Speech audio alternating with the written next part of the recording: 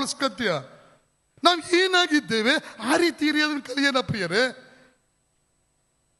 ಇವತ್ತು ಅನೇಕರು ಇನ್ನೊಬ್ಬರಿಗೆ ಕಂಪೇರ್ ಮಾಡಕ್ಕೆ ಹೋಗ್ತಾರೆ, ನೀನು ಸೋತ್ ಹೋಗ್ತೀಯ. ಅನೇಕರು ಕಾಪಿ ಮಾಡ್ಲಿಕ್ಕೆ ಹೋಗ್ತಾರೆ, ಕಾರ್ಬನ್ ಕಾಪಿ ಆಗ್ತೀಯ. ದೇವ್ರು ಹೇಳ್ತೇನೆ, ನೀನು ಕಾರ್ಬನ್ ಕಾಪಿ ಆಗ್ಬೇಡ, ನೀನು ಹೇಗಿದ್ಯೋ ಆ ರೀತಿ ಇರು. ಇವತ್ತು ಲೋಕ ಏನು ಪ್ರತಿಬಿಂಬಿಸ್ತಾ ಇದೆ ಗೊತ್ತಾ ಪ್ರಿಯರೇ? ಬರೀ ಸುಳ್ಳು.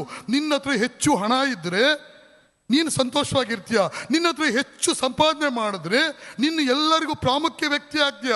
ನೀನು ಇವತ್ತು ಹೆಚ್ಚು ಸಂಪಾದನೆ ಮಾಡಿದ್ರೆ ನಿನ್ನ ಜೀವನ ಸುಭದ್ರ. ಸುಳ್ಳು ಸುಳ್ಳು ಸುಳ್ಳು ಪ್ರಿಯರೇ.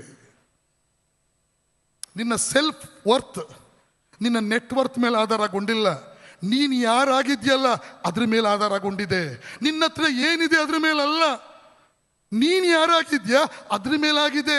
ಒಂದ್ಸಾರಿ ಒಬ್ಬ ಸುಂದರವಾದಂಥ ಫಿಲ್ಮ್ ಆಕ್ಟ್ರೆಸ್ ಒಂದು ಫೋಟೋ, ಇನ್ನೊಂದು ಕಡೆ ವಯಸ್ಸಾದಂಥ ಒಬ್ಬಳ ಫೋಟೋನ ಜೊತೆಗಿಟ್ಟು ಯಾರನ್ನ ನೀವು ಇಷ್ಟಪಡ್ತೀರಾ ಅಂತ ಹೇಳಿದಾಗ ಎಷ್ಟು ಮಂದಿ ವಯಸ್ಸಾದವ್ರನ್ನ ಇಷ್ಟಪಟ್ಟಿದ್ದಾರಂತೆ. ಯಾಕಂದರೆ ಆ ವಯಸ್ಸಾದ ಸ್ತ್ರೀ ಮದರ್ ತೆರೆಸಾ ಆಗಿದ್ರು. ನನ್ನ ಪ್ರೀತಿಯ ಸಹೋದರ ಸಹೋದರಿಯರೇ, ಲೋಕ ಏನನ್ನ ಬಿಂಬಿಸ್ತದೆ ಆ ರೀತಿ ನಾವು ಹೋಗೋದು ಬೇಡ. ದೇವರ ವಾಕ್ಯ ಏನನ್ನ ಬಿಂಬಿಸ್ತದೆ ಆ ರೀತಿ ನಮ್ಮ ಜೀವಿತವನ್ನು ಕಟ್ಟಿಕೊಳ್ಳೋಣ.